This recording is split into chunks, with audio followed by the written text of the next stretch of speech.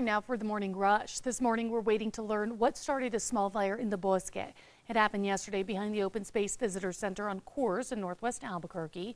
Wildland crews were able to get that fire under control quickly. No word yet on what may have caused it. Police are investigating this morning after a man died at the scene of a crash. Around 2:30 Saturday morning, a truck was driving on Gibson near University in southeast Albuquerque when it veered off the road. Police say the driver, Ruben Alvarez, got out of the vehicle and fell over the edge of a retaining wall. Officers say it appears Alvarez hit his head and died at the scene. Meanwhile, state police are looking into a crash between two semi-trucks in western New Mexico. It happened on I-40 around noon Saturday, just east of Grants. We're still working to figure out more about what led up to that crash and what was inside of those trucks that left such a mess. Zoe. We're looking at a beautiful afternoon today and tomorrow before our next storm system arrives, starting late Tuesday and into Wednesday, mainly to the west of the central mountain chain. The chance for snow and spotty showers, and that will continue through early Thursday, but even more active weather is expected to end off the year of 2022. Police in Colorado say a couple is dead after a shooting at a Jehovah's Witness Kingdom Hall in Thornton, Colorado. Police received a call about a structure fire at the facility on Christmas morning, and it was then reported that the two victims, a husband and wife, had died. Police believe the husband shot his wife and then killed himself. The IRS is delaying a new reporting rule on income made through third-party payment sources. The federal tax agency says it will hold off for a year on requiring people who made $600 or more over a year through the apps to fill out a 1099-K form.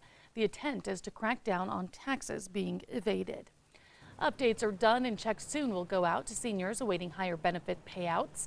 About 70 million Americans will see a boost of about 8.7% in their Social Security checks starting as soon as Friday.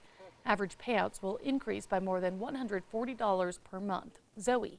There's really nothing to worry about today. Enjoy a lovely December afternoon ahead of us, but do be aware storm system will arrive as soon as Wednesday. TikTok is looking into security measures to gain approval from the U.S. while keeping its ownership under Chinese company ByteDance. The social media company has announced a deal with the Oracle Core to store American users' data. It comes as lawmakers crack down on the social media site. The deadly winter storm that tore across much of the country, making roads and highways treacherous, caused power outages in dozens of states and stranded people in their own homes. The so-called bomb cyclone also made for a hectic holiday travel weekend, marked by long flight delays and cancellations for many. The Mega Millions jackpot jumps after no winners were announced over the weekend. The prize is now its sixth largest payout and is $565 million. Although no one matched all six numbers drawn Saturday, California and Illinois sold one ticket each with 5 numbers right, and the winners will receive $1 million each. Zoe. Traffic maps this morning are looking nice and clear. A really easy Monday morning commute for you. Not too much to worry about. Taking a look at the Big I, same story, a few cars out there, but just make sure to take it safe on your early Monday morning commute. The mystery surrounding this car sitting on the top of a big pile of snow in Minneapolis continues this morning. The small vehicle mysteriously ended up on top of the snowbank during a heavy storm over the weekend, and its owner has yet to return for it. Neighbors and locals are puzzled, but say it would only happen in Minneapolis. On this day back in 1966, a tornado moved northeast of Pojoaque with blowing sand, actually damaging a car. A semi-truck was knocked over and a cinder block building actually exploded from that funnel cloud. And now it is time for today's 5 facts. At number 5, a golden retriever and her owner are reunited this morning after the dog got lost on a trail near Cuesta. Her owner, Austin Mason, say they were out fishing when she got away. After 5 days of searching, Ellie was spotted about a half a mile from where they'd been, stuck on a cliff. Using rope, Austin's family was able to get Ellie to safety. She did suffer some minor injuries from the ordeal, but is expected to be okay. Austin plans to buy a GPS dog collar device to prevent this from happening again. A northwest Albuquerque neighborhood known for their Christmas decorations is giving back to the community one canned good at a time.